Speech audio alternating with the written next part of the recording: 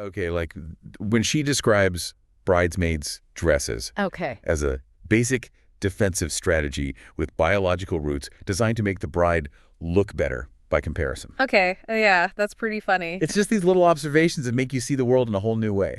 That's cool. And what else strikes you about her? Well, it's her unconventional approach to pretty much everything. Welcome to Witter. Who Has Time to Read? The podcast that brings deep dives for busy minds. Listen to AI hosts Jane and Dane and get ready to unpack the world's most captivating books in just a fraction of the time. Whether commuting, working out, or just squeezing in a quick break, we deliver key insights, thought-provoking themes, and takeaways you can carry into your day. Don't forget to like, subscribe, and leave a comment. Plus, use our links in the description to purchase this book. Your support helps us bring more engaging book discussions to you. Listen and follow us wherever you get your podcasts. Who has time to read? You do, with Witter.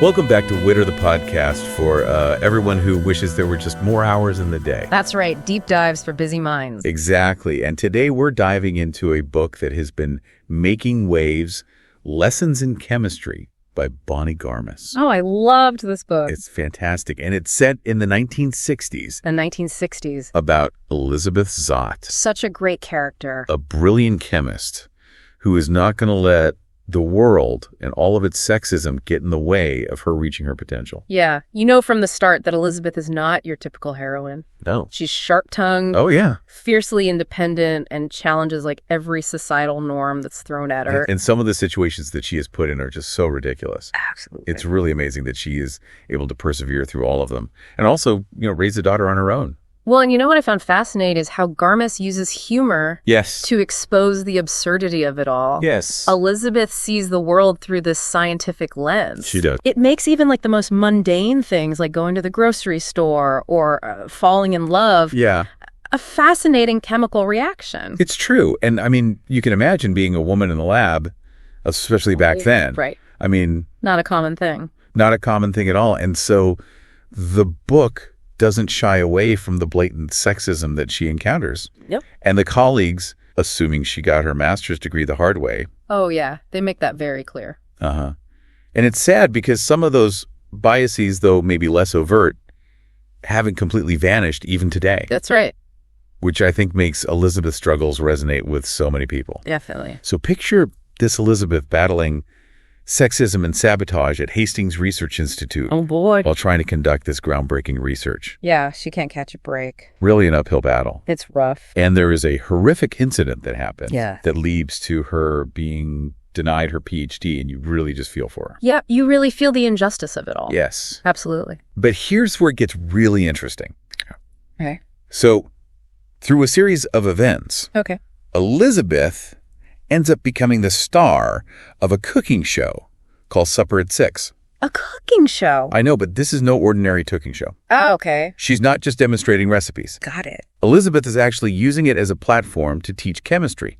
Interesting. So imagine her explaining how whipping egg whites is all about protein denaturation. Okay. So suddenly you're not just baking, you are understanding the building blocks of food. I see. And the audience is hooked because she's making science accessible and interesting and fun. And simultaneously challenging that notion that women can only be interested in domestic pursuits. Oh, I like that. Right. Yeah. So Elizabeth's journey is already pretty amazing. Yeah. But we have to talk about the other characters that make this story so captivating. Okay, who's first? First up, Calvin Evans. Ah, Calvin, he's great. He's a renowned chemist, Elizabeth's intellectual equal, and the only one who really seems to truly recognize her brilliance from the start. It's true. And their relationship. It's electric. It is electric. Yeah. They spar intellectually. They challenge each other's ideas. And you can just feel the depth of their connection. They're a great match. It's just so refreshing. It is. You see a love story that's based on mutual respect and intellectual chemistry. And I mean, literally. Right. So this really makes his support stand out in contrast to the dismissiveness that she faces from everyone else. Yes. And it really highlights that theme about, recognizing women for their intellectual contributions. Absolutely. And then there's 6:30. Well, yes, their dog. Their dog. He's a character all on his own. He is more than just a pet. He's this scruffy mutt with a very mysterious past. Wait for it.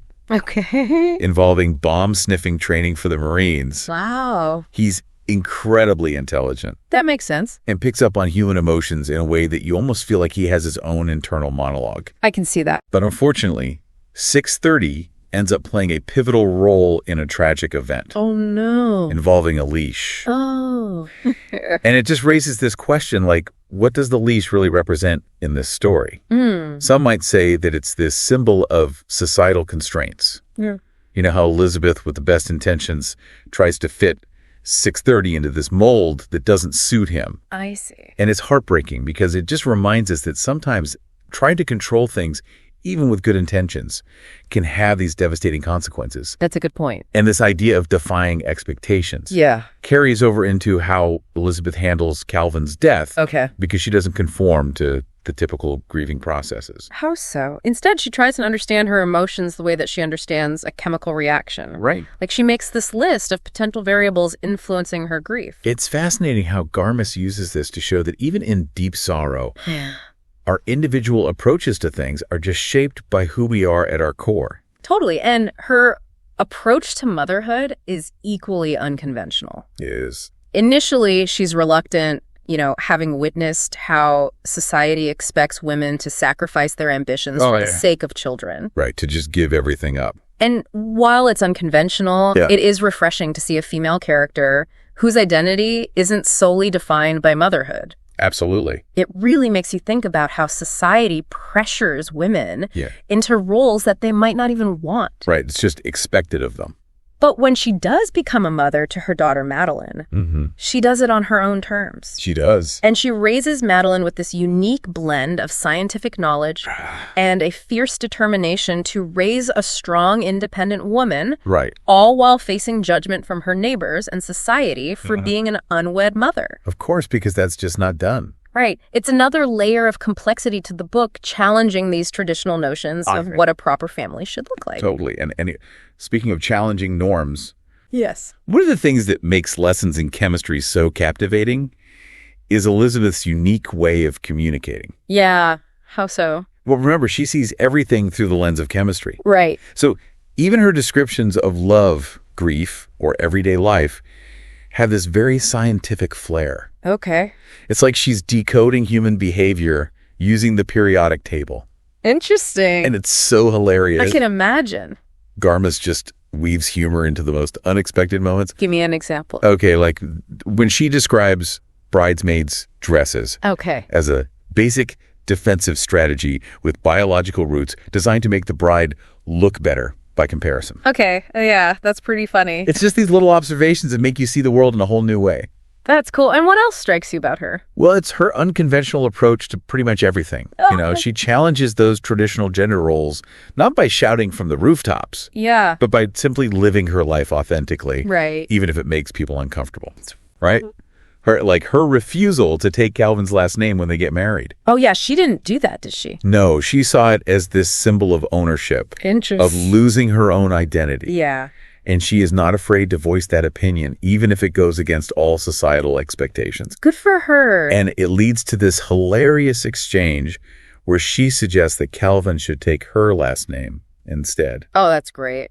It's such a good scene. Yeah. You can almost hear the gears turning in Calvin's head as he tries to process this. Yeah, like what is she even saying right now? Exactly. And it just speaks to the beauty of their relationship, that they challenge each other, they make each other think differently, and ultimately respect each other's choices. It's true. And speaking of choices, one of the most poignant aspects of the book is how Elizabeth deals with the aftermath of Calvin's death. Yes, it's devastating. Yeah. And she goes through this period of intense grief where she's almost in denial, waiting for him to come back. I see. And she retreats into that familiar world of her lab, trying to find solace in the order and logic of science. Right. So she's creating a new kind of order. Yes, out of the chaos of her life. Okay. A way to make sense of the senseless. Exactly. And it's there, surrounded by her beakers and test tubes, that she slowly starts to rebuild her life. It makes sense. And she turns her kitchen into this makeshift lab. Okay. Just showing this incredible resourcefulness and determination. And that's where Madeline comes in. Right. And their relationship is complex, to say the least. In what way? Well, Elizabeth's approach to parenting is so unconventional. so far removed from that stereotypical motherly image. Yeah, give me some examples. Well, she's not overly affectionate. Okay. She talks to Madeline like she's a mini scientist. Okay. But you can just sense this deep, unspoken bond between them. Interesting. And they're both outsiders in their own way, trying to navigate a world that doesn't always understand them. I see. And I think that shared experience creates this really unique connection between them. That makes sense. And it also highlights how the book explores motherhood. Yeah. And how it can be both a source of joy and a source of frustration. Right. Particularly for a woman like Elizabeth, who's always prioritized her intellectual pursuits. Exactly. Yeah. And that's what makes her so compelling, Yeah. She's flawed. Mm-hmm. She's sharp. Yeah. And she doesn't always make the right choices. Right. But her determination is just so inspiring. I agree.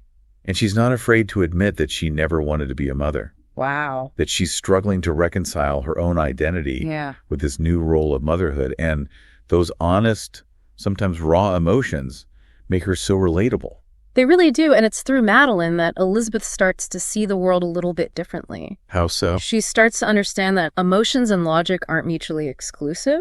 Interesting. And there's this beautiful scene where Madeline brings home a drawing from school. Okay. It's this chaotic jumble of images that represents her own unique way of seeing the world. I like that. And Elizabeth, instead of dismissing it as childish scribbles, actually takes the time to understand it, to appreciate the beauty in Madeline's unconventional perspective. And it's a subtle but significant shift in her worldview. I see that. It's a reminder that sometimes the most profound lessons come from the most unexpected sources. Yeah. And that growth often happens when we step outside of our comfort zones and embrace different ways of thinking. And so, we've talked about Elizabeth's personal journey, her relationship with Calvin, with Madeline. Right.